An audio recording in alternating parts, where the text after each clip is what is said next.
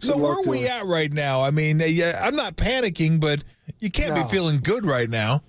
Well, let's step back. Are we talking about, because I hear, well, we win this game, we could still lead the division, we could still win the division, it's not going to be that hard. If that's the conversation we're kind of backing into, that's not the conversation that we talked about what we're about. Yeah. We're about Super Bowls, and I know it feels further away today. Fine. It felt further away in other years. We were 6-5 in '87 when we won it. It's stop. But we have to stay the course on the conversation. The conversation is what will keep us from winning the Super Bowl rather than what's going to get us to win the division. And that's where we saw really obvious to me on Sunday was the Chiefs have what I'll call, retail is what's called out of the huddle, and wholesale what happens after. There's a wholesale game that Patrick Mahomes runs that 4 or 5 red zone appearances are touchdowns. They didn't play any good. They weren't there. Both teams are kind of crappy. It wasn't the Chiefs there's a bunch of crap in a way, offensively especially. But what was the difference? 4 to 5 in the red zone. Yeah. 4 to 5 in the red zone. Yep. And so we have struggled. We led in the red zone last year. We led. We know how many times I talked about most yards per attempt behind the line of scrimmage. Yep. And I think the league has come to us and have closed down some of those avenues. And because we're not going to be able to go the retail route, last year was the most amazing retail football. When I'm talking retail, call the play, run the play, score touchdowns.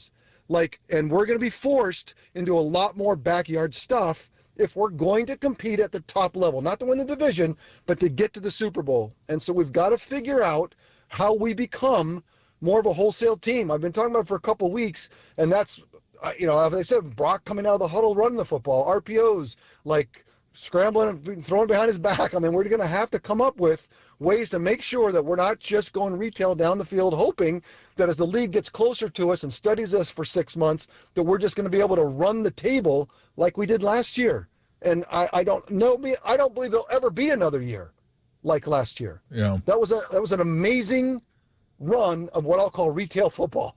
And it was unbelievable. It was unbelievable. It's crazy. You're talking about the red zone. So the Niners scored a touchdown in the red zone, and it was a different type of play, right? It was hey, we're going to fake run, we're going to send the offensive line to the right, and then we're just going to quarterback sneak Purdy. And everyone's going to move over with them because they're going to read their keys. It was a touchdown. It wasn't a straight quarterback sneak. It was kind of one of those, okay, let's back up and a little hoop-de-doo, right? Exactly.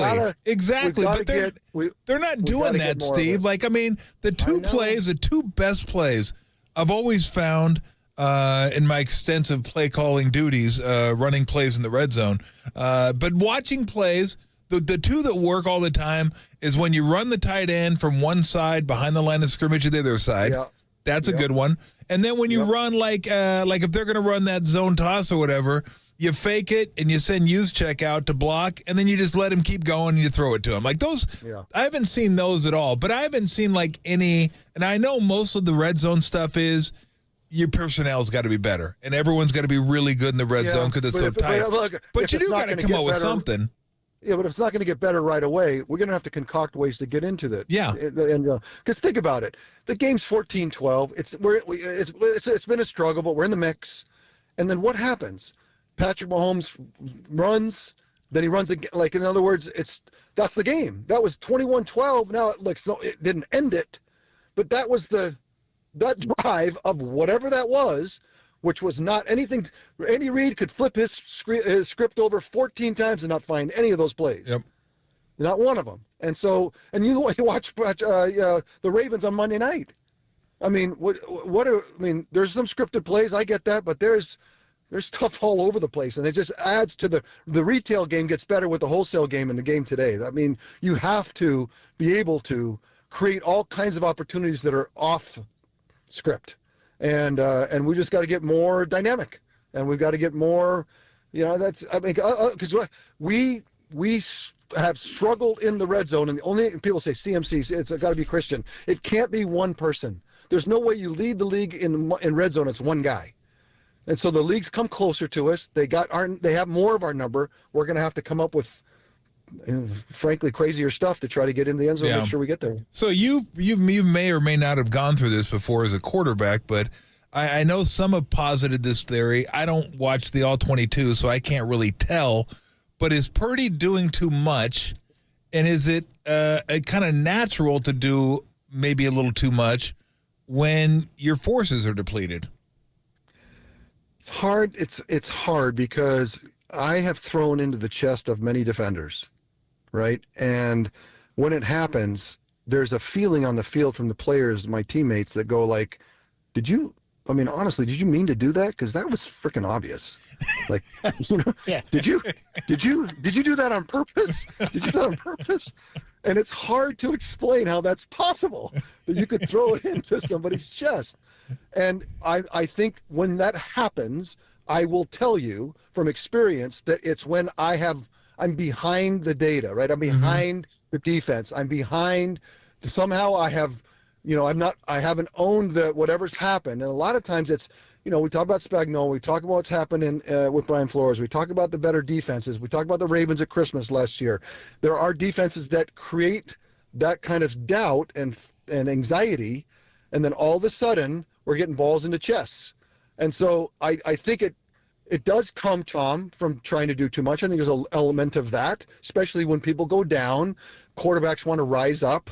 But as you rise up, obviously the maturity of the position is, how do I rise up and not overextend myself? Who am I? What am I capable of? What are the extremities of what I can do? Like, really owning all that is super important. That's a mature, sophisticated NFL quarterback, and Brock's in that process of figuring that out. So that's one aspect of it, is that he needs to grow into that place where he's like, okay, what is too much? What can't I do? And I think last year, almost, I think he left the year like, well, there's nothing I can't do. Like, I just run the table. Like, we just dominate. And I think that this is harder, and there's going to be growth out of this because he'll figure the growth out. But the problem is that people have created that kind of doubt and anxiety, and now you've got to drag yourself out of it. You've got to figure it, because you have to carry that now. Play next Sunday, and that you have it in your heart. Like, you try to put it away. Oh, I put it away. I'm new, fresh start, new game, new team, but yet there's this thing that because quarterback, it doesn't get erased off of the hard drive, and so you have to kind of work your way out of it to make sure that you don't get behind the data, you don't get behind what's happening with the defense, and so that you don't make throws like that. Because there were essentially all three throws were just behind the data, right? It's like, I'm confused, I'm not sure, I'm letting balls go that I don't. I mean, even the first ball he threw on the waggle, the one to Kittle? He got rushed, right? He got rushed, and then well, no, you don't lop it up there when the safety's coming down, go downhill. He's right there. You watch it from the end zone, and you can see that that's not going to work. Yeah. But so you obviously your vision isn't there for that play, and so you've got to figure out, okay, why, what happened, and then it happens two more times, and it's like, why and what happened, and that's what you want to play good quarterback. You got to fix that. Though you can't. You don't have to tell Brock that you can't play like that. Like, that's freaking obvious. Nobody's going to be like. But how do you make sure? And I think that things are going to be harder this year. That's the problem of running the table like they did last year and dominating like they did. Well, everyone in February, the coaches come together. Who should we study? Well, I think the 49ers, because that was something that we got to figure out. And then they make it harder. And so this year is harder. And it's going to be harder. And so now we can't do the same things we did last year. We have to innovate. He has to be better, because defense are now, because they're getting a beat on Brock. Brock is somebody that wants to decipher the play really quickly, stay ahead of the data, get the ball out fast. That's why Brandon is such an important part of the puzzle. It's so terrible and tragic for him. I pray he gets fully healthy again. But his ability to get open quickly is fed into Brock's superpower. And so when those things don't happen, people aren't open right away. and he's deciphering through, and I was like, where do I go? And now he starts to scramble. That's not his best thing. He can do it, but it's not his best or favorite thing. And we've got to figure out how to go win a championship now, not win a division, not hang around, because there's a lot of teams that hang around winning a bad division and play one and go home. Like, we have to think to ourselves, if we're going to compete with what looks like the Lions, it looks like the Packers, it looks like, I don't know who else you want to name. Maybe. Vikings maybe. And that's to get to the Super Bowl. And then who are you going to see? If the Ravens keep this up, it'll be tough to beat them.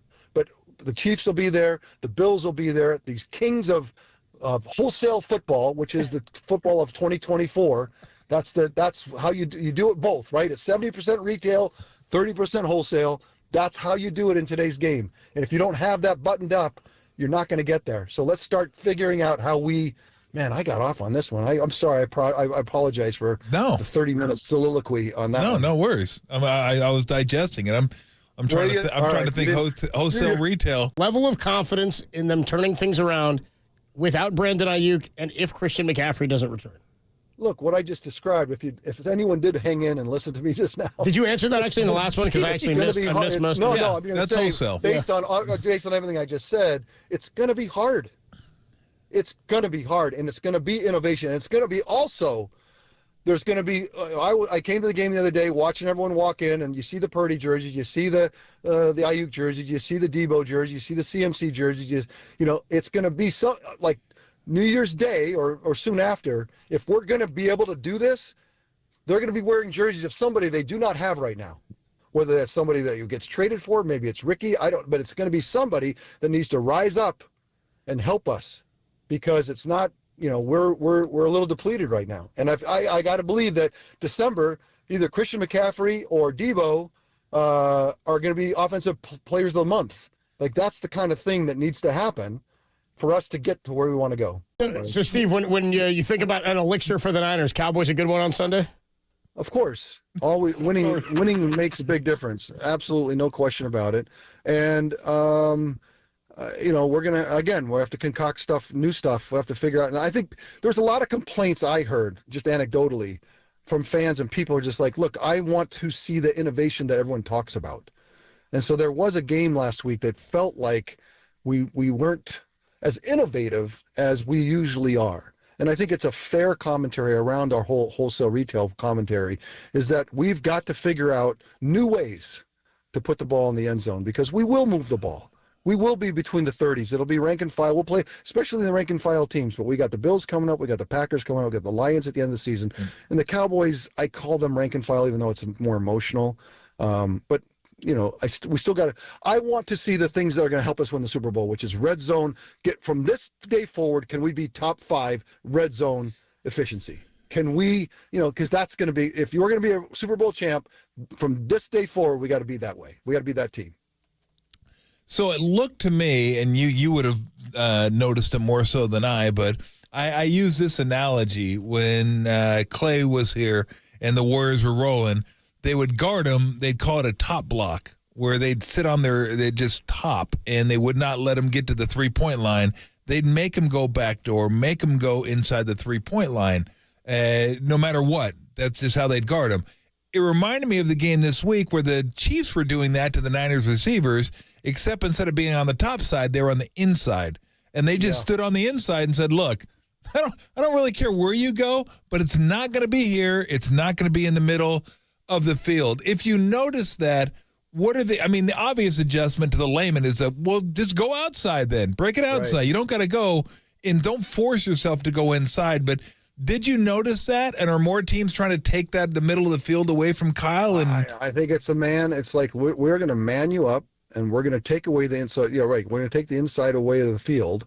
Nobody can come inside. Mm-hmm. And everything's going to have to go outside. So, it's like you have to be forced outside. But the truth of the matter is, and that's why Spags does it, is that, it seems simple, but then you just chase them down. What you've got to do is beat them at the very thing. Like, what was I heard last week? Walk in the trap and beat the trap. Who said that? Harbaugh, somebody. It's like you got to – if they're going to take that, he's like, we're going to beat you even though you've taken the position. We've got people that can come in and take, because that's when the defense has no solution. If you give them a solution, in other words, we're going to take that inside away. You don't have a way to get out of it. You have to almost beat people back. You don't get to take stuff away. Yeah. Nobody takes any part of the field. Like we're not stupid. We're not just walk into crap. But no one's going to take something away on the field. We will beat you back. And that's why the threat of all the guys we had last year coming out of our ears with all the talent and the huddle was unbelievable.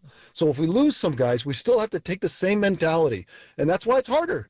It's harder when you don't come out of the locker room with all the names every time. It's just it's going to be significantly harder. Doesn't mean it can't be done. It's just harder, and we got to lean into that. Yeah.